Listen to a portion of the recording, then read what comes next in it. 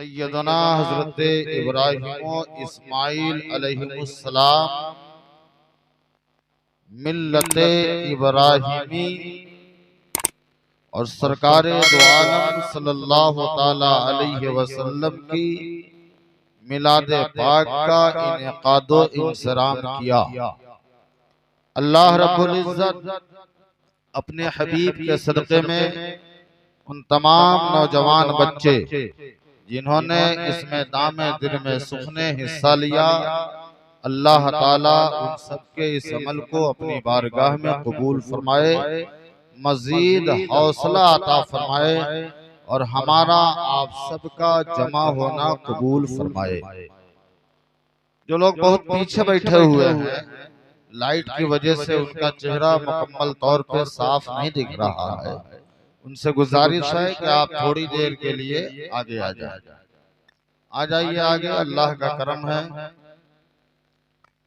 मौसम भी अब कुछ पहले के बनिस्बत ठंडा हो रहा है।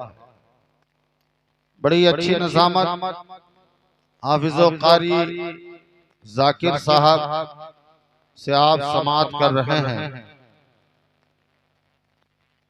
इससे पेशतर आपने बहुत अच्छे अंदाज में हाफिज़ो कारी तस्लीम रजा सल्लल्लाहु से नातो मनक़बत के अशार समात किए। मुझसे पहले ये बेचारा छोटा बच्चा महबूब रजा हनफी, माशाअल्लाह बड़ी प्यारी आवाज है, बड़ा अच्छा अंदाज है पढ़ने का।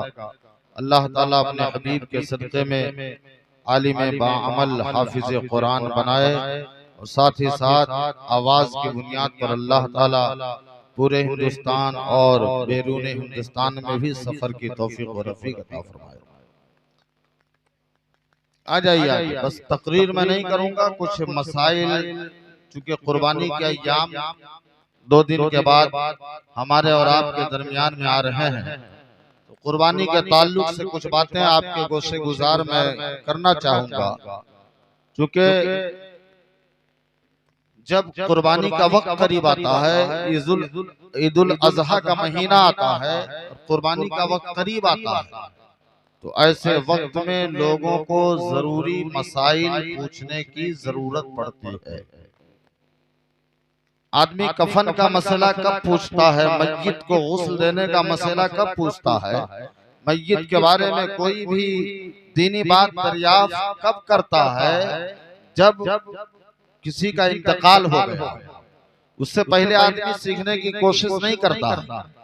अभी शब बारात का महीना जब आएगा तो आप फातिहा के ताल्लुक से पूछोगे, रमजान का महीना जब आएगा तो आप रोजा के ताल्लुक से पूछोगे, मुहर्रम का महीना जब आप आएगा तो आप शोदाए करबला इमाम हुसैन के ताल्लुक से पूछोगे। जब जिसका महीना आता है और जो जरूरत पेश आती है, उसी जरूरत के एतबार से इंसान मसले पूछते हैं। तो मैं बेहतर ये समझूंगा कि ईदुल अजहा का महीना है, कुर्बानी के अय्याम करीब हैं, इसलिए कुछ मसाइल कुर्बानी के ताल्लुक से मैं आपके गोशे गुजार कर दूं। और ये प्रोग्राम जो हुआ है काबिले मुबारकबाद है हाफिज़ो कारी तस्लीम साहब और दिगर तमाम नौजवानान जो इनके शाना बशाना मिलकर इस महफिल का इनेकादो इंसराम किया। अभी जो इससे पहले शादी के ताल्लुक से प्रोग्राम था, उसमें मैंने कहा था कि महीना 15 दिन पर एक मिलाद शरीफ का प्रोग्राम होना चाहिए, और उस मिलाद शरीफ के प्रोग्राम में आप जिस आलिम को बुलाएं, जिस खतीब को बुलाएं, उनसे आप कहें कि आप इस मसले पर गुफ्तगू कीजिए। कभी आप कहिए कि वजू की फजीलत, कुरान और हदीस की रोशनी में क्या फजीलत है, वजू का क्या तरीका है, वजू का क्या फायदा है, आप इसको बताइए। कभी आप प्रोग्राम करवाइए तो कहिए कि गुस्ल का क्या इस्लामी तरीका है, इस्लामी तरीका गुस्ल करने का आप बताइए। अगर आदमी पाक है तब कैसे गुस्ल करेगा, नापाक है तब कैसे गुस्ल करेगा। कभी आप महफिल मिलादे मुस्तफा का इनेकाद करें और उसमें आलिम को बुलाइए। आलिम जब आवे तो तकरीर से पेशतर आप कहिए, हजरत आज आपकी तकरीर मय्यत के गुस्ल पर होनी चाहिए और मय्यत के कफन पर होना चाहिए। मर्द को कितना कफन दिया जाएगा, औरत को कितना कफन दिया जाएगा। मर्द को जो कफन पहनाया जाता है और कफन में मलबूस किया जाता है, औरत को जो कफन दिया जाता है, उस कफन के पहनाने का इस्लामी तरीका क्या है, इसको आप बताइए। आप जब तकरीर करावे, प्रोग्राम करावे, शादी के ताल्लुक से प्रोग्राम हो, तो आप उनको कहिए कि आप महर के ऊपर तकरीर कीजिए कि महर इस्लाम में महर का क्या हुक्म है, महर कितनी होनी चाहिए, उसकी रकम क्या बनती है, महर फातिमी क्या है, इस्लाम के उसूल महर के ताल्लुक से क्या है, आप इसको बताइए। आप कभी तकरीर करवाइए तो कहिए कुर्बानी की क्या फजीलत है, कुर्बानी के क्या मसले हैं, उसके जानवर के बारे में इस्लाम का क्या हुक्म है, आप इसको बताइए। जब इस तरीके के मसाइल आप प्रोग्राम में सुनेंगे, एक आलिम एक मसले पर गुफ्तगू करेगा। एक आलिम कभी वजू पे गुफ्तगू कर रहा है, कभी गुस्ल पे गुफ्तगू कर रहा है, कभी जनाजे पे गुफ्तगू कर रहा है, कभी मस्जिद के गुस्ल पे गुफ्तगू कर रहा है, कभी शादी में इस्लामी तरीका क्या है उसके ताल्लुक से गुफ्तगू कर रहा है, कभी नमाज़े पंज वक्ता में फराइज और नवाफिल सुन्नतों मुस्तहबात कितने हैं इस पर गुफ्तगू कर रहा है, कभी आपका आलिम आपको कुर्बानी के मसले बता रहा है, किन किन चीजों पे फातिहा होना चाहिए, किन चीजों पे फातिहा नहीं होना चाहिए, इसके ताल्लुक से जब गुफ्तगू करेगा तो आपको जरूरी तमाम मसाइल आ जाएंगे और आप हर छोटे बड़े मसले जानने लगेंगे। वरना होता यही है कि आदमी उन मसलों पर गौर फिक्र करता है जो घर की खवातीन कहती हैं। आज ही हमारे गुजवर का एक फर्द हमारे पास फोन किया और कहा, हजरत क्या पनीर खाना जायज नहीं है? हमने कहा पनीर खाना क्यों नाजायज है और क्यों जायज नहीं है? उन्होंने कहा दूध को फाड़ कर बनाया जाता है तो औरतें कहती हैं पनीर का खाना जायज नहीं है। हमने कहा दूध ये जायज है, हलाल है, जब तक ये कच्चा है तब भी हलाल है, जब इसको पका दिया गया तब भी हलाल है, ये दूध फट गया तब भी हलाल है, जब हर सूरत में हलाल है तो फिर इसको खाया क्यों नहीं जाएगा?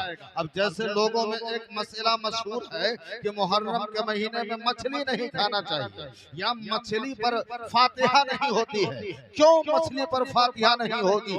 अल्लाह के रसूल सल्लल्लाहु ताला अलैहि वसल्लम को सबसे ज्यादा मरगूब जो ग़िज़ा है जिसको आप पसंद फरमाते हैं वो है मछली, और मेरे आका फरमाते हैं कि जब तुम सफर करो तो मछली खाकर सफर करो, तुम्हारा सफर अच्छा रहेगा।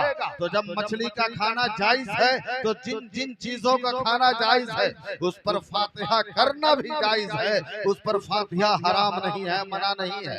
बहुत सारे लोग कहते हैं अरहर के दाल पे फातिहा नहीं है। आप मोटी एक बात समझ लीजिए, जिन चीजों का खाना जायज है उस पर फातिहा है, और जिन चीजों को खाने से पहले आप बिस्मिल्लाहिर्रहमानिर्रहीम पढ़कर खाते हैं उस पर भी फातिहा है। इसलिए कि ये बिस्मिल्लाहिर्रहमानिर्रहीम है क्या? बिस्मिल्लाहिर्रहमानिर्रहीम ये अल्लाह का कलाम है, बिस्मिल्लाह का लफ्ज कुरान में आया है। तो जब बिस्मिल्लाह आप पढ़ रहे हैं खाने से पहले अल्लाह के नाम से शुरू कर रहे हैं तो फातिहा में क्या किया जाता है? खाना सामने रखकर अल्लाह का नाम लिया जाता है और उसकी जो उसका जो सवाब होता है वो सवाब पैगंबरों को बख्शा जाता है, वो सवाब बुजुर्गों को बख्शा जाता है, वो सवाब मैयतों को बख्शा जाता है। तो जब खाना जायज है तो फातिहा क्यों नहीं जायज है? लेकिन ये बताएं, ये बातें आपको बताएगा कौन? ये बातें आपका इमाम बताएगा, ये बातें आपको आपका आलिम बताएगा। और शर्त यह है कि आप आलिम को आलिम समझो, आप आलिम को आलिम मानो। जब तक आप आलिम को आलिम नहीं मानोगे, आप हाफिज को हाफिज नहीं मानोगे, ये सोचोगे कि हमारी ही तरह इंसान है। बहुत सारे लोग गुफ्तगू में भी ये कह देते हैं कि अरे ये तो फला का लड़का है या फला आलिम है, फला हाफिज है, क्या ये हमसे ज्यादा जानता है क्या? हर सूरत में आपसे ज्यादा जानता है, इसलिए कि आपने मसले की एक आध किताब पढ़ी होगी। लेकिन जो आलिम होता है वो बचपने से किताबें पढ़ता रहता है और बचपने से किताबों का मुताला करता रहता है, इसलिए आपसे बेहतर जानता है। हाँ, एक शर्त है कि उस आलिम को भी आलिम की तरह होना चाहिए, आलिम आलिम को भी दूसरों से अपने आप को मुमताज रखना चाहिए। ये नहीं कि वो आलिम है चंद लुच्चे और लफंगों के साथ बैठ करके गुफ्तगू कर रहे हैं। ऐसा नहीं कि वो आलिम है और राह चलते हुए हंसी मजाक कर रहे हैं। ऐसा नहीं कि वो आलिम है झूठ बोल रहे हैं। जैसे क्रिकेट वगैरह को आप देखें, जब क्रिकेट हो रहा हो, मैच हो रहा हो और मोबाइल पर मैच देखा जा रहा है, टीवी पर मैच देखा जा रहा है, एक आलिम जब किसी के घर पहुंचता है तो पहुंचता है और मैच उस जमाने में उस वक्त में आ रहा है, टीवी पे मैच चल रहा है। अब घर का आदमी कहता है हजरत हम आपके लिए कुर्सी लगा दे रहे हैं, आप बैठिए और मैच देखिए। अब वो आलिम साहब पूछ रहे हैं ये आपने अपने घर में एलईडी क्यों लगाया है, एलसीडी आपने क्यों लगाया है, टीवी क्यों लगाया है? तो वो जवाब देता है हजरत लगाने का मतलब ये है कि मैच बंबई में हो रहा हो और ऐसा लगे कि हमारे घर में हो रहा है। मैच पाकिस्तान और तुर्किस्तान का हो रहा हो, ऐसा लगे कि हमारे घर में हो रहा है। अब वो आलिम आपके साथ बैठ करके मैच देख रहा है, आप हंसी मजाक कह कहे उड़ा रहे हो और वो आलिम आपके साथ में बैठ करके हंसी मजाक कह कहे उड़ा रहा है, तो यकीनन आपके दिल से उस आलिम की अजमत निकल जाएगी, उस आलिम का मकाम निकल जाएगा। जो मकाम आलिम का आपकी निगाह में होना चाहिए वो मकाम आपकी निगाह में नहीं हो पाएगा। जो रुतबा आपकी निगाह में एक आलिम एक इमाम का होना चाहिए वो आपकी निगाह में नहीं होगा। अब आलिम को कैसा होना चाहिए? आलिम रास्ते से गुजर रहा है, कोई रोक करके मसला पूछता है तो फौरन कह दे ये आलू और प्याज की दुकान नहीं है, आप हमारे घर आइए या मदरसा आइए या जिस मस्जिद में मैं रहता हूँ उस मस्जिद में आइए। तो जब ऐसा आलिम कहेगा तो आपके दिल में भी आलिम की अजमत बैठेगी और आपके दिल में मसाइल की मोहब्बत होगी। इसलिए एक इंटरेस्ट और एक लगाव पैदा होगा कि मसले हमको मालूम करना है, वरना राह चलता हुआ आलिम मसला बताने लगेगा तो आपके दिलो दिमाग में मसाइल की कोई अहमियत नहीं रह जाएगी, आलिम की कोई अहमियत नहीं रह जाएगी। और आलिम को भी चाहिए कि हर जुमा को खिताब करे तो अलग करे, हर महफिल में खिताब करे तो अलग करे। आज होता क्या है, बहुत सारी मस्जिदों का आप जायजा लीजिए, इमाम चंद तकरीरों को रखे हुआ है और रख करके इस जुमा को वही तकरीर, अगले जुमा को वही तकरीर, फिर उस जुमा को वही तकरीर। ऐसा भी होता है आप शहरों में देखिए कि एक बड़ी मस्जिद है, अब उस मस्जिद में नमाज पढ़ने के लिए वक्त का डॉक्टर भी आ रहा है, उस मस्जिद में नमाज पढ़ने के लिए प्रोफेसर भी आ रहा है, उस मस्जिद में नमाज पढ़ने के लिए इंजीनियर भी आ रहा है, उस मस्जिद में नमाज पढ़ने के लिए एक फलासफी भी आ रहा है। ऐसा नहीं है कि जो हर पैंट शर्ट पहना हुआ इंसान घूम रहा है वो जाहिल है, मसला नहीं जानता है। और बहुत सारे ऐसे भी लोग हैं जो इस्लामी लिबास में तो नहीं रहते हैं लेकिन मसले जरूर जानते हैं। जैसे इलाहाबाद में एक मर्तबा में एक किताब की दुकान में बैठा था, 70-75 साल की उम्र का एक ज़ईफ आता है और आने के बाद वो कहता है तफसीरे बैज़ावी दे दीजिए। जैसे ये नाम मैंने सुना उस चचा का चेहरा देखा, हमने कहा चचा ये तफसीरे बैज़ावी आप क्या करेंगे? मालूम है ये तफसीरे बैज़ावी किस किताब का नाम है? इस किताब का नाम कभी आपने सुना नहीं होगा। कुरान पाक की तफसीर है, उस तफसीर का नाम तफसीरे बैज़ावी है और तफसीरे बैज़ावी अरबी में लिखी हुई है। जैसे कुरान की एक तफसीर का नाम तफसीरे जलालैन है, वो भी मुकम्मल अरबी में है। अब उसको समझने के लिए उसका तर्जमा उर्दू में हुआ है जिसका नाम तफसीरे कमालैन है। जो कुरान इतनी आसान किताब नहीं है जिसको आसानी से आदमी समझ ले, आसानी से पढ़ ले, बल्कि कुरान पढ़ने के लिए एक आलिम 10 साल का वक्त सर्फ करता है, उसके बाद भी कुरान को कमा हक़्क़हू वो समझ नहीं पाता है। आपने एक किताब सुना होगा जिस किताब का नाम है बुखारी शरीफ, और बुखारी शरीफ मुस्तफा जान रहमत सल्लल्लाहु अलैहि वसल्लम की हदीस पाक है। मेरे आका के जिंदगी के हर गोशे, मेरे मुस्तफा कैसे चलते थे, मेरे मुस्तफा कैसे खाते थे, मेरे मुस्तफा कैसे पीते थे, मेरे मुस्तफा कैसे सोते थे, मेरे मुस्तफा की जिंदगी के हर पहलू बुखारी शरीफ में है। और हदीस की किताबों में कुरान के बाद सबसे ज्यादा जो फौकियत इसको मिली है उस किताब का नाम है बुखारी। अब बुखारी एक जिल्द में नहीं 2 जिल्द में है और एक सिपारा बुखारी नहीं बल्कि 30 सिपारा बुखारी में है। क्या मतलब 30 सिपारा का? मतलब ये है कि कुरान पाक का तर्जमा बुखारी है, पहले पारा का तर्जमा पहले हिस्सा में है, दूसरे सिपारा का तर्जमा दूसरे हिस्सा में है, जो 2 जिल्द में है। एक जिल्द में पहला सिपारा से लेकर 15 सिपारा है और दूसरे जिल्द में 16 से लेकर 30 सिपारा है। तो मालूम ये पड़ा, जब मैंने उनको देखा तफसीर बैज़ावी, हमने कहा चाचा आपके घर में कोई आलिम है, किसने इस किताब को मंगवाया है? उन्होंने कहा बेटा मैं इस किताब का मुताला करूंगा। हमने कहा ये तो कुरान की तफसीर की किताब है। उन्होंने कहा हाँ 6 तफसीर का मुताला मैं कर चुका हूँ, ये 7वीं तफसीर की किताब है, इसको मैं लेने के लिए आया हूँ। अब क्या समझ में आया? मस्जिद में जो मुक्तदी है उसमें कोई इंजीनियर भी है, उसमें कोई प्रोफेसर भी है, उसमें कोई डॉक्टर भी है, उसमें कोई उर्दू ता भी है। अब एक आलिम जिसकी उर्दू अच्छी नहीं है, एक आलिम जिसको बोलने का तरीका अच्छा नहीं मालूम है, एक आलिम जो मसाइल पर अच्छा उबूर नहीं रखता है, जब वो तकरीर करेगा और उसकी तकरीर में कोई खामी होगी, कोई गलती होगी, तब उस प्रोफेसर को उसकी तकरीर अच्छी नहीं लगेगी। अब वो अपने घर में आराम करेगा। आलिम की तकरीर सुनने के लिए हम क्या जाए? उनको तो बोलने का तरीका नहीं मालूम है। इसलिए हमारे आने वाले मुक़र्रिर को चाहिए कि जब जहां महफिल पाक में पहुंचे और 12 पहुंच रहे हो तो उनको मालूम करना चाहिए आवाम से कि आज किस मौजू पे हमें तकरीर करना है, कौन सी बात हमें बताना है। आप उसका इंतखाब करो और कहो हजरत आज गुस्ल के ऊपर आपको तकरीर करना है, हजरत आज वजू के ऊपर आपको तकरीर करना है, आज नमाज के ऊपर आपको बताना है, आज नमाज तहज्जुद के ऊपर आपको बताना है, आज कुर्बानी के मसाइल आपको बताना है, आज मस्जिद के खाने के ऊपर आपको बताना है, आज कफन दफन के ऊपर आपको बताना है, आज मस्जिद के गुस्ल के ऊपर बताना है।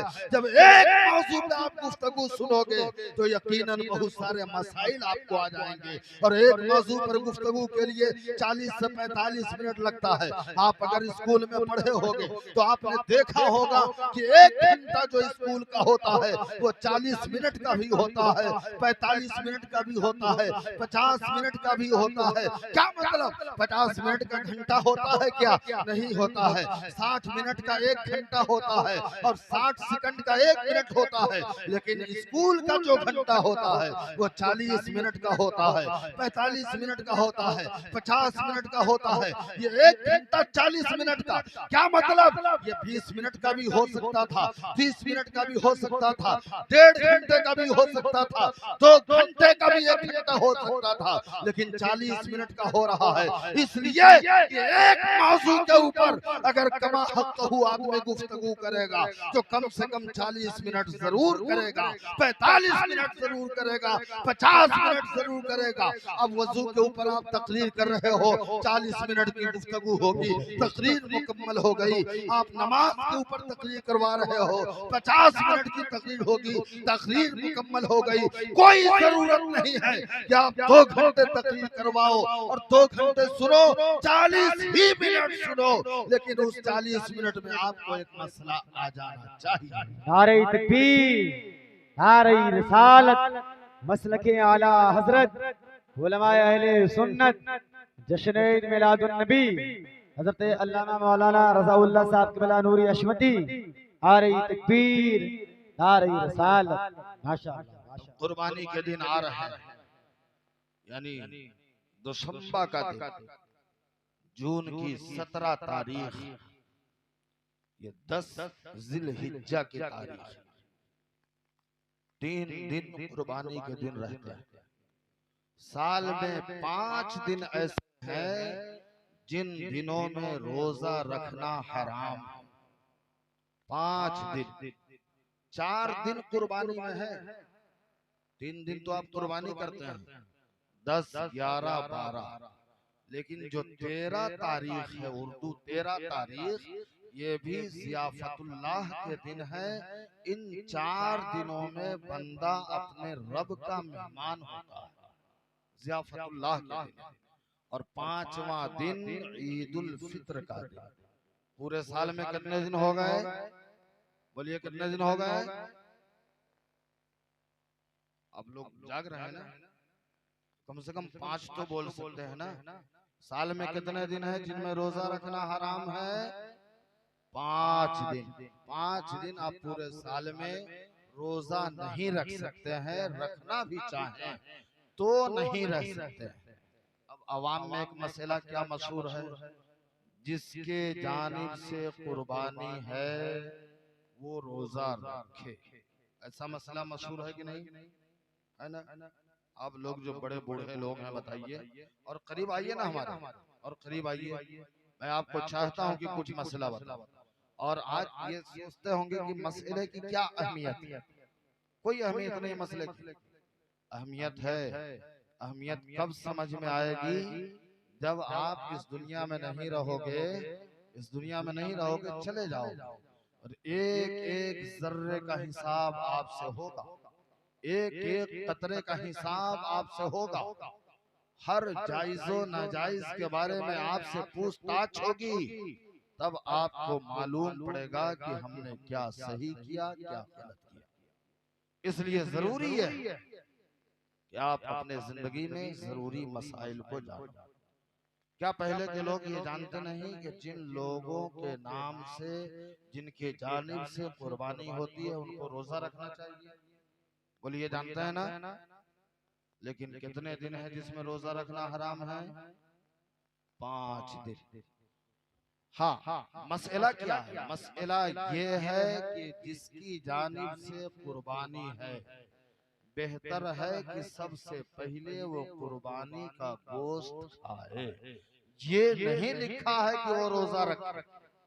रोजा रखने के लिए नियत शर्त है, और सुबह सादिक से लेकर गुरूब आफताब तक खाने पीने जमा करने से महफूज रहने का नाम रोजा है। तो बेहतर ये है कि जिसकी जानिब से कुर्बानी है वो पहले कुर्बानी का गोश्त खाए, बेहतर है, रोजा रखना नहीं है। जिनकी जानिब से कुर्बानी है, बेहतर ये है कि कुर्बानी के बाद वो अपने बाल कटवाए, नाखून कटवाए, चेहरा बनवाए, ये बेहतर है, और बनवा लिया तो कोई हर्ज नहीं है। ये मसले को आप ज़हन में रखें। अब अल्हम्दुलिल्लाह आज से 20 साल पहले आपके पठान के पुरवा को जो मैं देखता था और आज जो देख रहा हूँ, वो जमीनों आसमान का फर्क है, जमीनों आसमान का फर्क है। पहले जमीन थी तो अब आसमान है, ये हाल है। उस वक्त आज से 20 साल पहले आता था मैं कुर्बानी करने, कभी कभी अपने मुदर्रिस को भेजता था, तो इल्ला माशाअल्लाह 2-4 लोगों के यहाँ कुर्बानी होती थी, वो भी बड़े जानवर, बकरा वगैरह तो कोई रखता ही नहीं था, कोई उसमें कुर्बानी करवाता ही नहीं। तो आज भी थाने में मीटिंग थी, गया हुआ था मैं, वहां से जो गाइडलाइन जारी है वो ये है कि जो भी प्रतिबंधित जानवर है जो हमारे कानून में, कानून हिंद में दुरुस्त नहीं है, उससे आप इज्तनाब करें। कुर्बानी आप करें, आप कुर्बानी करें, कुर्बानी के खून को, कुर्बानी की हड्डी को इधर उधर न फेंके। और आपका इस्लाम भी यही कह रहा है कि कुर्बानी के गोश्त का, उसकी हड्डी का, उसके खून का आप एहतराम करें, उसको दफन कर दें। बसा औकात ऐसा भी होता है, आपने फेंका नहीं, मिसाल के तौर पर आपका पड़ोसी गैर मुस्लिम है, आपने उसको अपने घर के किनारे रख दिया, खुली जगह में रख दिया। मकसद आपका किसी को ईजा पहुंचाना, तकलीफ पहुंचाना नहीं है, लेकिन वो हड्डी आपने रखा और उस हड्डी को कोई जानवर अपने मुंह में दबाकर किसी गैर मुस्लिम जो आपका पड़ोसी है उसके दरवाजे पर लेकर छोड़ आया, बताइए झगड़े का सबब है या नहीं? तो ऐसी सूरत में आप क्या करेंगे? आपके लिए बेहतर क्या होगा? बेहतर होगा कि आप इसको दफन कर दें। और मजहब इस्लाम ये किसी को तकलीफ देने के लिए नहीं आया है, अगर कोई तकलीफ याफ्ता है तो उस तकलीफ को मिटाने के लिए मजहब इस्लाम आया है।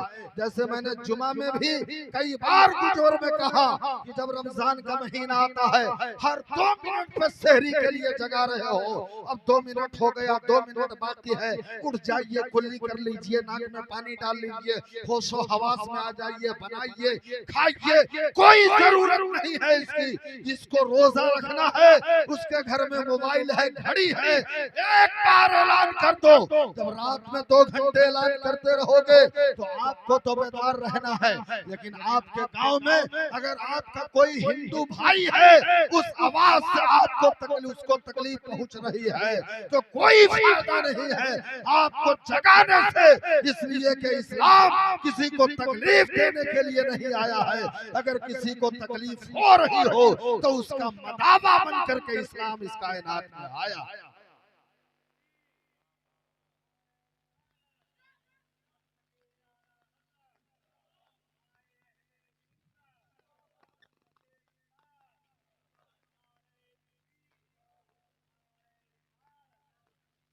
20 साल पहले कुछ था, अब कुछ। अल्हम्दुलिल्लाह हर घर के एक आध फर्द विदेश और या नहीं तो बंबई में जरूर है। शाज़ो नादिर 2-4 घर ऐसे हैं जो गुर्बत में हैं और अशाज़ो कल मादूद जो कम होता है उसका एतबार नहीं। अब एक मिसाल मैं बता रहा हूँ, 50 घर हैं और 40 घर खुशहाल है, 40 घर खुशहाल है। कुर्बानी वाजिब किसके ऊपर है? मालिके निसाब के ऊपर कुर्बानी वाजिब है। अब मालिके निसाब किसको कहते हैं इसको समझ। रहने के लिए मकान, पहनने के लिए कपड़ा, सुन लीजिए गौर से सुनिए, रहने के लिए मकान, पहनने के लिए कपड़ा, सवारी के लिए गाड़ी, खाने के लिए गल्ला पानी वगैरह ये सब मौजूद हो और इसके अलावा कोई भी शख्स 52.5 तोला चांदी या 7.5 तोला सोना या इन दोनों में से किसी एक चीज का मालिक है तो वो मालिक निसाब है। आपने समझ लिया? आपके पास रहने के लिए मकान है, पहनने के लिए कपड़े हैं, चलने के लिए गाड़ी है, खाने के लिए गल्ला वगैरह मौजूद है, इसके अलावा 52.5 तोला चांदी या 7.5 तोला सोना या इन दोनों में से किसी एक की कीमत का मालिक इंसान है तो वो मालिके निसाब है और मालिके निसाब पर कुर्बानी वाजिब है, हर साल वाजिब है। अगर उसने कुर्बानी अपनी जानिब से किसी साल नहीं कराया तो वाजिब को तर्क किया और वाजिब को तर्क करने वाला गुनाह कबीरा करता है, इसका हिसाब अल्लाह के यहाँ उसको देना। अब पैसा मैं बताऊं पैसा कितना बनता है?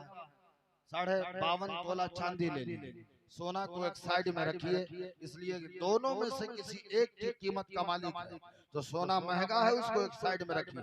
1 तोला चांदी कितने का है? कोई अपनी औरत के लिए खरीदा है इन दिनों में? अरे जो कमा के आया है वो तो खरीदा होगा।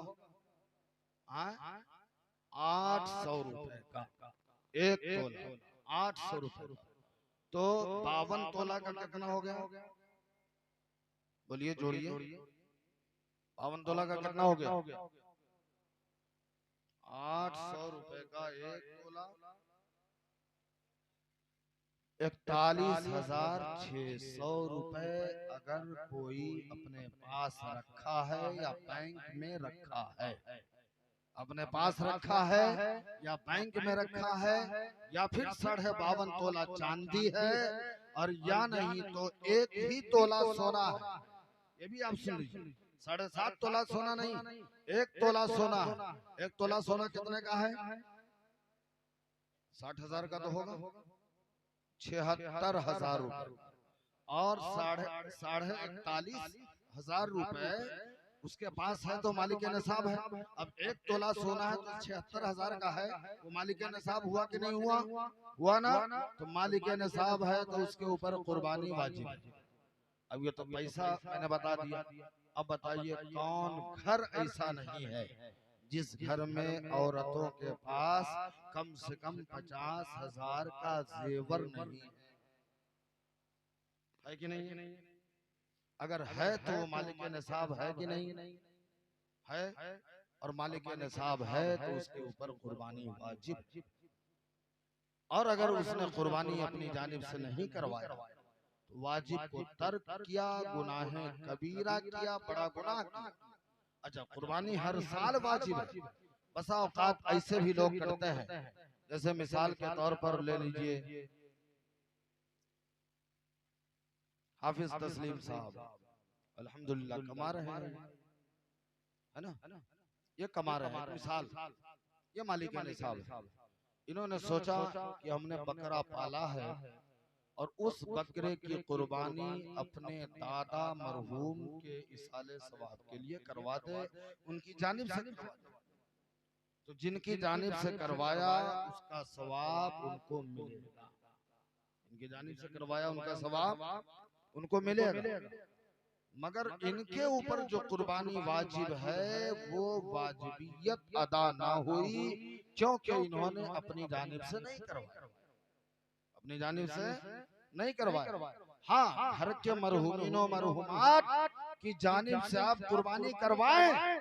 अगर आपके ऊपर वाजिब है तो पहले आप अपनी जानिब से करवाइए, उसके बाद भी आप और करवाना चाह रहे हैं तो अपने मरहूमीनों मरहूमात की जानिब से करवाइए। और ऐसा नहीं कि इस साल आपने किसी मरहूम के नाम करवा दिया, अपने नाम नहीं करवाया, और ये कहा पिछले साल तो हम अपने नाम करवाए थे और इस साल अहलिया के नाम करवा देते हैं, या इस साल अपने वालिद के नाम करवा देते हैं। जो आदमी भी घर में मालिक निसाब है तो उस मालिक निसाब पर कुर्बानी वाजिब है। इसको समझ लिया आपने? अच्छी तरह समझ लिया? समझ लिए ना? बोलिए ना, अच्छी तरह समझ लिए ना? अब कुर्बानी के जानवर की उम्र क्या है इसको, बकरा हो बकरी हो उसकी उम्र साल भर, पड़वा हो भैंस हो उसकी उम्र 2 साल। अगर घर का जानवर है तो साल भर 2 साल, और बाहर से जानवर लाए हैं तो दांता होने की कैद है, 2 दांत नीचे 2 दांत ऊपर होनी चाहिए।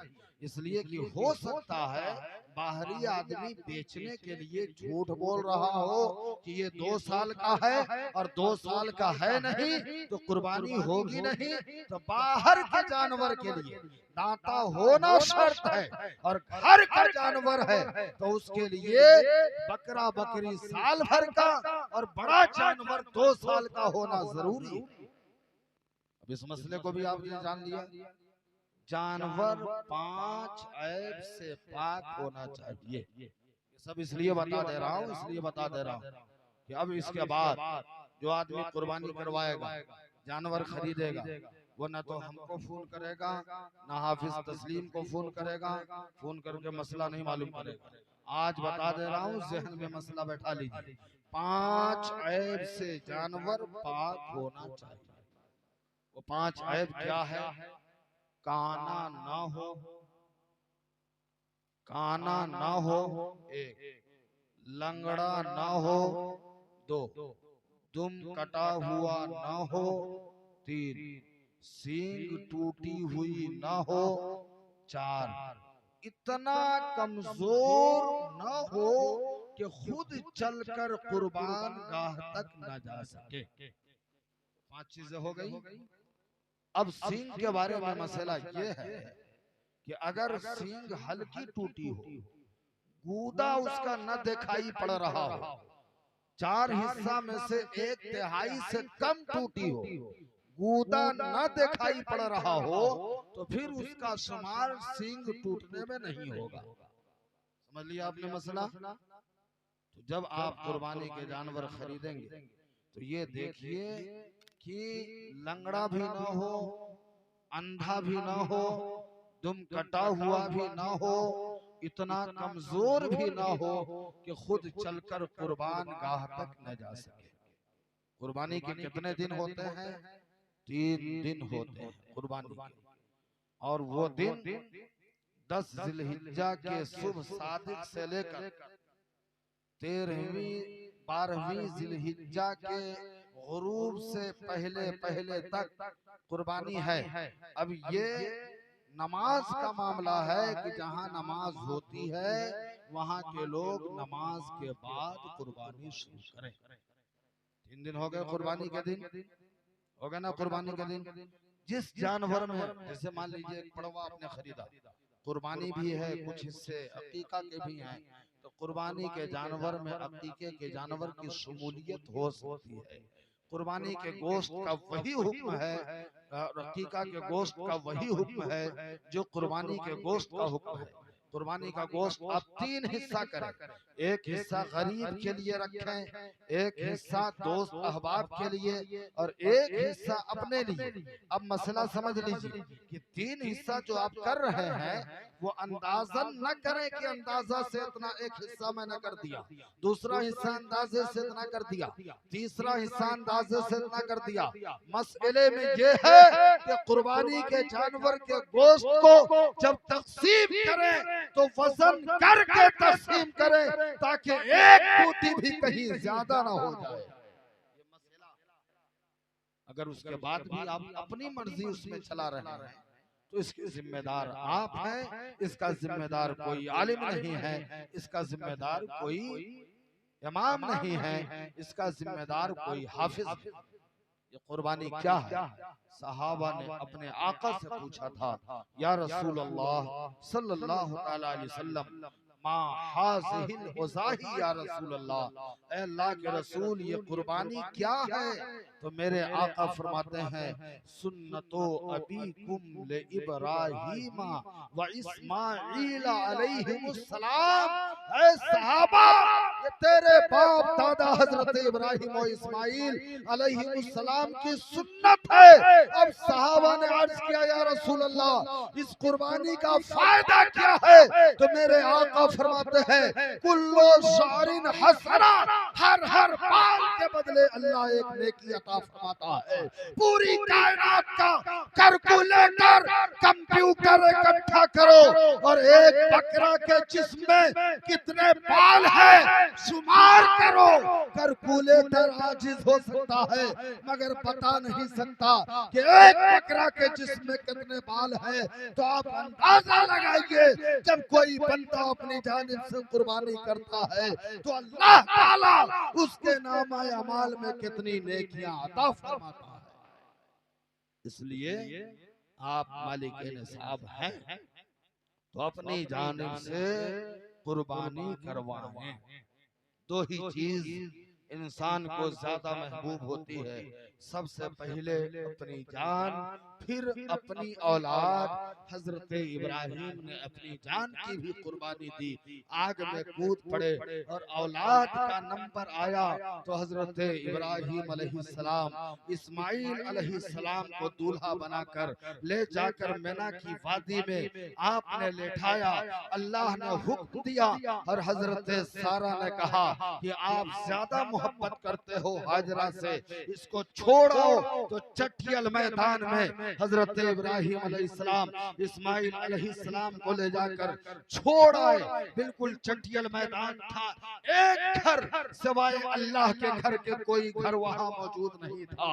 और जब छोड़ करके आ रहे हैं तो कह रहे हैं, परवरदिगार आलम तेरे घर के सामने इसलिए छोड़ा है ताकि तेरे घर को आबाद रखे और इसके लिए फल अता फरमा, किस्म किस्म के फल अता फरमा।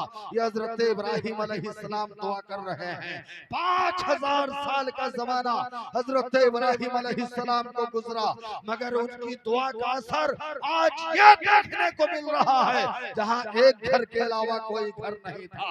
आज दुनिया के सबसे अजीम 2 शहर, एक मक्का एक मदीना माना जा रहा है। मक्का वही आबाद है जहां अल्लाह का घर है और जिस फल के लिए इब्राहिम अलैहिस्सलाम ने दुआ किया था, अल्लाह ताला उस सरजमीन पर इतना फल अता फरमाया है कि दुनिया के किसी गोशे में इतना फल नहीं पाया जाता जितना फल मक्कतुल मुकर्रमा में पाया जाता। तो ये हजरत इब्राहिम और इब्राहिम अलैहिस्सलाम ने दुआ किया था। उसी इस्माइल अलैहिस्सलाम को दूल्हा बनाकर ले गए थे मिना की वादी में कुर्बान करने के लिए, लेकिन अल्लाह को इम्तिहान लेना मकसद था। अल्लाह रब्बुल इज्जत ने हजरत जिब्राइल को हुक्म दिया, ऐ जिब्राइल जाओ जन्नत से दुम्बा ले जाओ और इस्माइल की जगह पर लेटा दो। हजरत जिब्राइल अलैहिस्सलाम मिनटों में सेकंडों में दुम्बा लेकर आए और वो दुम्बा हजरत इस्माइल की जगह पर लेटा दिया। अब आपके जहन में एक सवाल आएगा कि सेकंडों में दुम्बा लेकर हजरत इस्माइल अलैहिस्सलाम आ गए, सेकंडों में जुम्बा लेकर हजरत जिब्राइल अलैहिस्सलाम आ गए और इस्माइल अलैहिस्सलाम की जगह पर लेटा दिया। हजरत जिब्राइल अलैहिस्सलाम खुद बताते हैं कि 4 मरतबा पूरी कुव्वते रफ्तार से मैं जमीन पर उतरा, पूरी कुव्वते रफ्तार पर मैं जमीन पर 4 मरतबा उतरा। एक बार जब हजरत इब्राहिम को नारे नमरूद में डाला जा रहा था, मिंजनीक से आग के करीब पहुंचाया जा रहा था, जबकि हजरत जिब्राइल अलैहिस्सलाम को हजरत इब्राहिम अलैहिस्सलाम को आग में डालने की तैयारी की जा रही थी, तो हजरत जिब्राइल ने कहा था कि है कोई हुक्म, कोई हाजत तो आप हमसे बताइए। हजरत इब्राहिम ने कहा तुमसे कोई हाजत नहीं है, इसलिए कि जानता है मेरा वो रब्बे जलील आग में पड़ता है, अब उसका खलील तुम्हारी कोई जरूरत नहीं है। आग में हजरत इब्राहिम जा रहे हैं, अल्लाह का हुक्म हुआ जिब्राइल जाओ। हजरत जिब्राइल आते हैं, अपने पर को बिछा देते हैं, आग को गुलजार कर देते हैं। हजरत जिब्राइल फरमाते हैं एक मरतबा तो उस मौके पर मैं गया था, और दूसरा जब हजरत यूसुफ अलैहिस्सलाम के उनके भाइयों ने कुएं में डाला था और कुआं के करीब हो गए थे, उस वक्त मैं पूरी कुव्वते रफ्तार से गया था। और तीसरा जब इस्माइल अलैहिस्सलाम को मिना की वादी में लेटाकर छुरी चलाया जा रहा था, उस वक्त हम जन्नत से दुम्बा लेकर सिकंदर के अंदर में पहुंचे थे। और चौथा जब मेरे मुस्तफा के दंदाने मुबारक जंगे उहद में शहीद हुए थे, खून जमीन पे गिरने वाला था, अल्लाह का हुक्म हुआ था, उस वक्त जाकर मुस्तफा के खून को मैंने अपने हाथ में ले लिया था। इसलिए कि अल्लाह ने फरमाया जिब्राइल जल्दी जाओ, अगर मेरे महबूब का खून जमीन पर गिरता है तो कयामत तक जमीन पर कभी घास नहीं उग सकती है। इसलिए मैं कुव्वते रफ्तार से जमीन पर आया।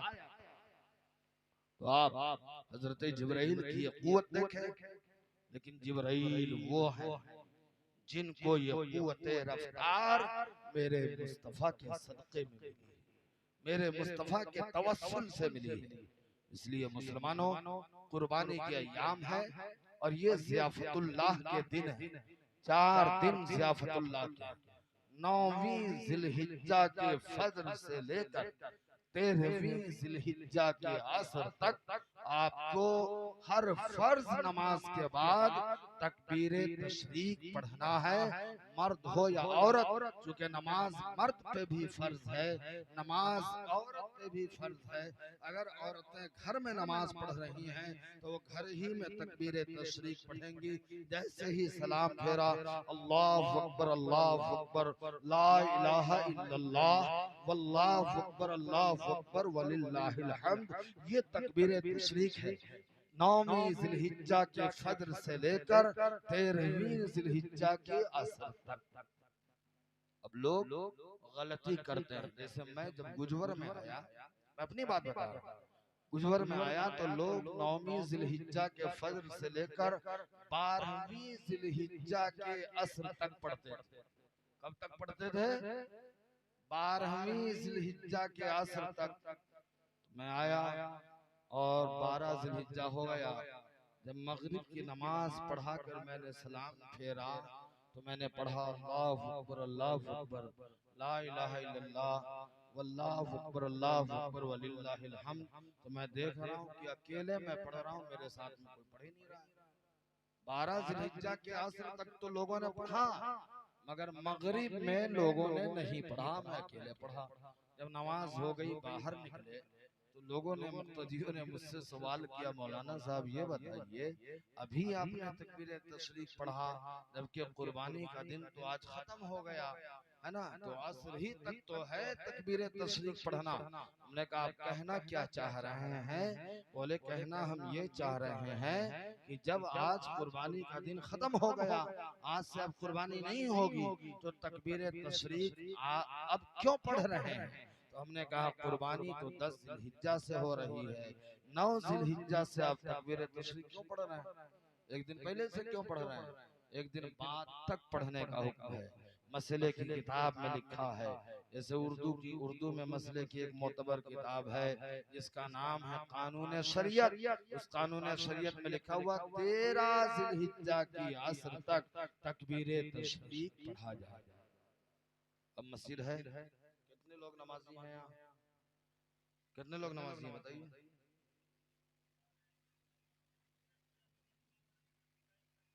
अच्छा, किसी टाइम 10-12 आदमी हो जाते हैं, किसी टाइम 5-6 लोग। अल्हम्दुलिल्लाह इस वक्त गांव में कितने लोग हैं? अब हम 8-10 लोगों को अगर अलग कर दे जो गुजवर से आए हैं, है ना, तो इसके अलावा मेरा ख्याल है भाई 30-35 लोग तो बैठे हुए हैं ना। अब क्या इन 30-35 लोगों पर नमाज फर्ज नहीं है? 8 ही 10 लोगों पे नमाज फर्ज है।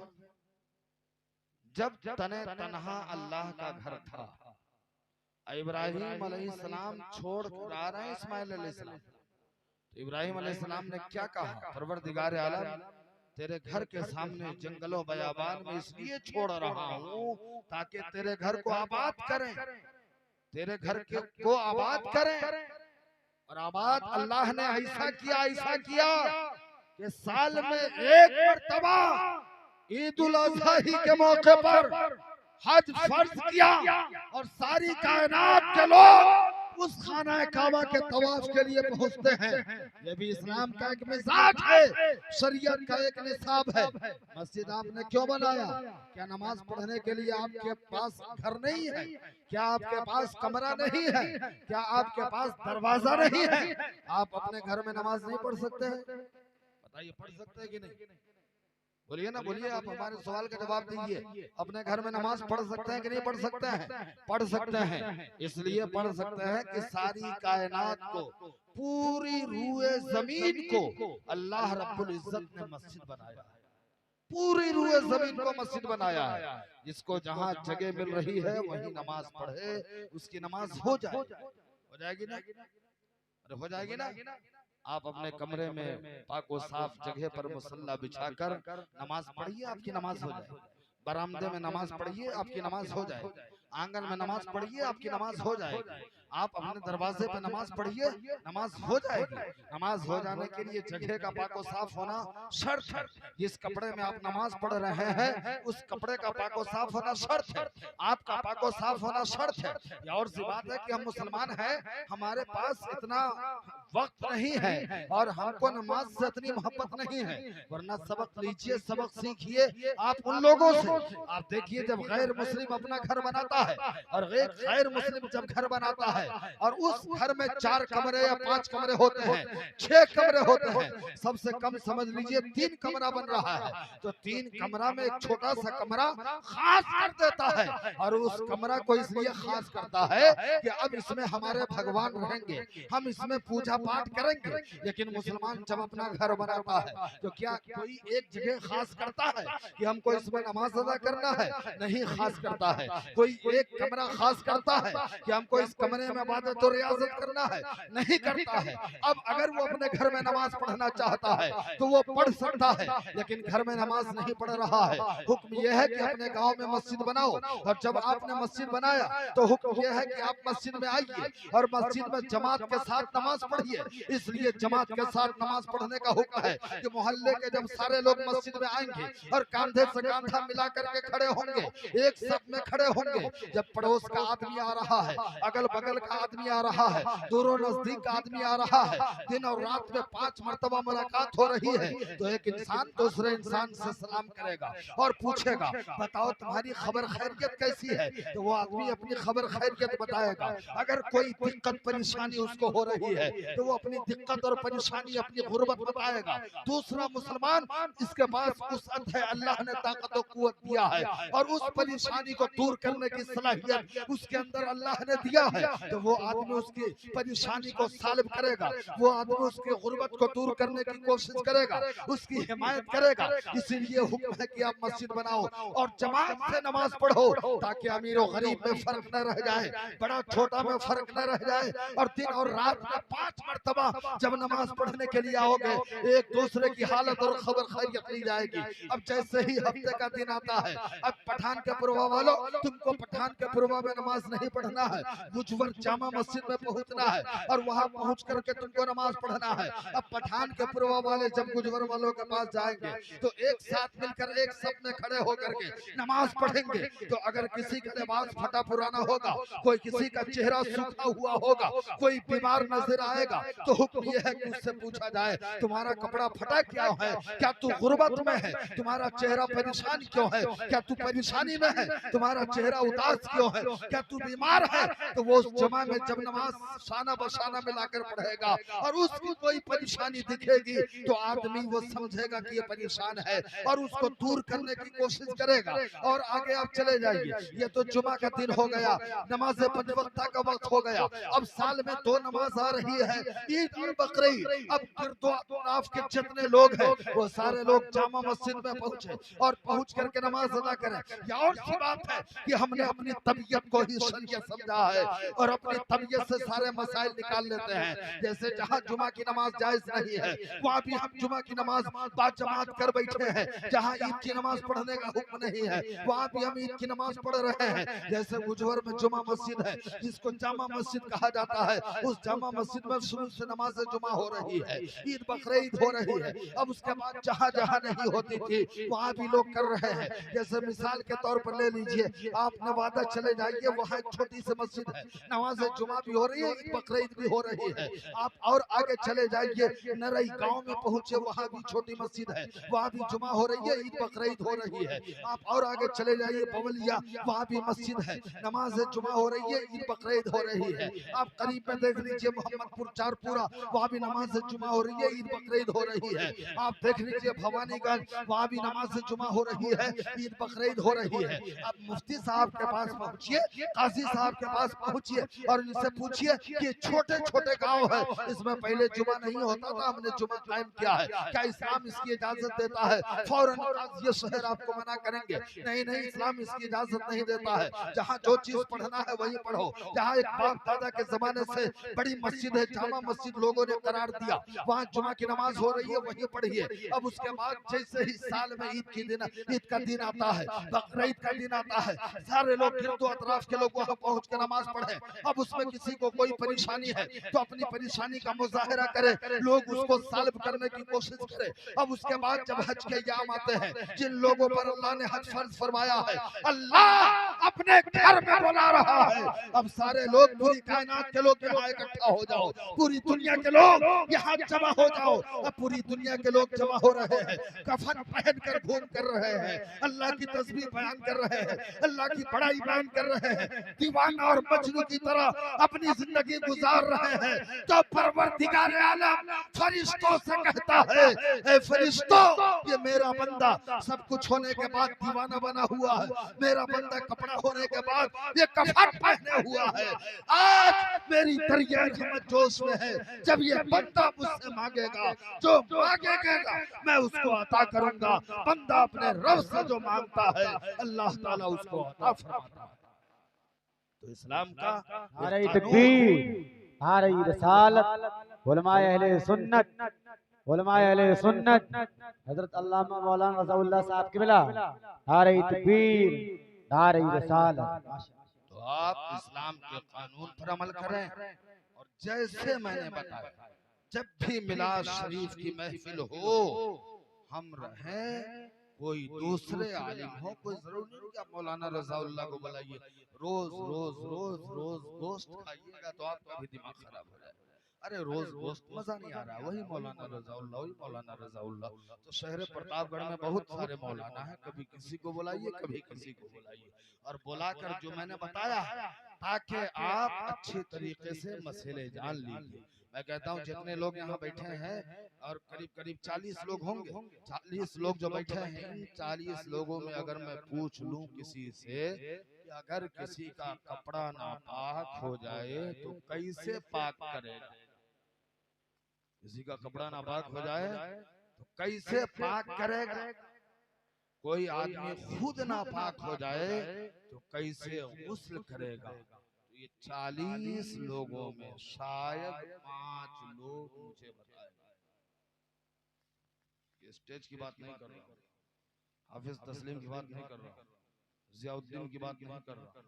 जब पढ़ता था तो मेरा बहुत करीबी शागिर्द था, अब कमाने लगा है तो नहीं याद करता है, वो अलग बात है, लेकिन जब पढ़ता था तो बहुत करीबी। तो ये सबको मैं बताया हुआ हूँ कि कैसे गुस्ल में कितने फर्ज हैं, कितनी सुन्नतें हैं, वजू में कितने फर्ज हैं, कितनी सुन्नतें हैं। लेकिन मैं आप लोगों की बात कर रहा हूँ कि अगर पूछ लूं कि अगर आप नापाक हो गए तो कैसे पाक, और जब पाक नहीं होंगे आप नहाते रहिए, टोटी खोल के बैठ जाइए, ट्यूबवेल चालू कीजिए, मोटर चालू कीजिए और पाइप लेकर के सर पे डाल करके बैठ जाइए, पूरा दिन बैठे रहिए, कोई मतलब नहीं है, कोई मतलब नहीं है। अगर आप नापाक हैं, अगर नापाक है तो कैसे पाक होंगे आप, कपड़ा आपका नापाक है तो कैसे पाक होगा, वजू में कितने फर्ज हैं, कितनी सुन्नतें हैं, कितने मुस्तहब हैं, ये सब जानने की, सीखने की जरूरत है। और जब आप पाक रहेंगे तो आपका वजू दुरुस्त होगा, और आप नापाक हैं, एक लोटा से नहीं 1000 लोटा से वजू कीजिए, आपका वजू ही नहीं होगा, क्योंकि आप पाक नहीं हैं। और जब वजू दुरुस्त नहीं होगा तो सजदा पर सजदा करते रहो, आपकी नमाज सही नहीं मानी जाएगी, इसलिए कि आप पाक नहीं हो, आपका वजू दुरुस्त नहीं। उसके लिए क्या करना पड़ेगा, वजू दुरुस्त नहीं है तो कह रहा सुभान अल्लाह, तो वही नवादा वाली बात याद आ गई। मैंने तकरीर में कहा नमाज नहीं पढ़ोगे तो फरिश्ते मारेंगे, जहन्नम में जाओगे, कहा सुभान अल्लाह। कर पाक नहीं होगा तो कहता सुभान अल्लाह। अब कहाँ सुभान अल्लाह कहना चाहिए, कहाँ नहीं कहना चाहिए, इसके लिए भी इल्म की जरूरत है। रज़ैना किस्मतल जब्बार फीना लना इल्मुन वलिल जुहाल माल, मैं अल्लाह की तक़सीम से राजी हूँ कि अल्लाह ने हमें इल्म अता फरमाया और जाहिलों को माल दिया। इसलिए मुसलमानों अपने बच्चों को दीन की बातें सिखाओ, खुद भी दीन सीखो, खुद भी दीन पढ़ो, दीन जानो, इसलिए कि महफिल में आप आए हो, ये भी दीन सीखने का तरीका है। कहीं भी ये तो चलिए मान लीजिए नौजवानों ने मिलकर करवाया एक हिसाब से देहाती जबान में गौमथिया प्रोग्राम है ना, तो सारे लोग आए, लेकिन अगर किसी के यहाँ पर्सनल प्रोग्राम रहे तो क्या इतने लोग जाएंगे? मैं आपसे पूछना चाहता हूँ, इतने लोग जाएंगे? अरे बोलिए, जाएंगे इतने लोग? क्यों नहीं जाएंगे? मिलाद शरीफ का प्रोग्राम हो रहा है ना, जाना चाहिए। अल्लाह उसके रसूल का जिक्र हो रहा है, जाना चाहिए, जाना चाहिए ना। आप मोबाइल लेकर के पड़े रहते हो, गांव के किनारे जाकर के देखते रहते हो, एक आलिम आपके गांव में तकरीर करने आ रहा है, 5 लोग बैठ करके तकरीर सुन रहे हो। अब जाओ, अब आपकी उम्र मदरसे में चटाई पर बैठ करके या सरल कुरान और अलहम्दो पढ़ने की उम्र नहीं है। अब आप नहीं जाओगे मदरसे में मौलाना रज़ाउल्लाह का डंडा खाने के लिए, और अगर चले भी गए और न याद रहा एक डंडा मार दिया तो पकड़ लोगे डंडा, मौलाना ये क्या कर रहे हो, अरे हमको सिखाइए, मारिए मत। तो अब कैसे सीखोगे आप? अल्लाह के रसूल सल्लल्लाहु अलैहि वसल्लम है, मेरे आका तशरीफ ले जा रहे हैं, सहाबा की जमात है, तो आपने देखा कि कुछ सहाबा बैठे हैं और एक सहाबा लोगों को हदीसे रसूल कुरान की बातें बता रहे हैं, पढ़ा रहे हैं। मेरे आका ने फरमाया ये लोग अच्छे हैं, अच्छा काम कर रहे हैं। आगे तशरीफ ले गए तो देखा कुछ लोग बैठे हैं और एक सहाबी खड़े होकर उन लोगों को तकरीर कर रहे हैं, दीन की बातें बता रहे हैं। मेरे आका ने सुना, कहा ये भी अच्छा काम है और दीन का काम है। क्या समझा आपने? जो सहाबी पढ़ रहे थे और पढ़ा रहे थे, मेरे आका फरमाते हैं अच्छा काम है, दीन का काम है। और एक सहाबी तकरीर कर रहे हैं, लोगों को तकरीर सुना रहे हैं, दीन की बात सुना रहे हैं। मेरे आका फरमाते हैं यह भी अच्छा काम है, दीन का काम है। क्या मतलब? अगर महफिले मिलाद मुस्तफा हो, आओ आलिम तकरीर करे, आप बैठ करके तकरीर सुनो, ये भी अच्छा काम है, दीन का काम है और दीन सीखने का काम है। इसलिए कहीं मिलादे मुस्तफा हो तो ये मत सोच कि किसके दरवाजे पर हो रही है, ये देख कि किसकी महफिल हो रही है। और जिसकी महफिल हो रही है, अगर उसके नाम पर पहुंच गए, अल्लाह उसके रसूल तुम्हारे इस अमल से खुश हो गए, तो यही पहुंचना तुम्हारे लिए निजात का जरिया बन जाए। अल्लाह रब्बुल इज्जत इरशाद फरमाता है, इन्ना तैना कल कौसर, हमने ऐ महबूब आपको खैर कसीर अता फरमाया।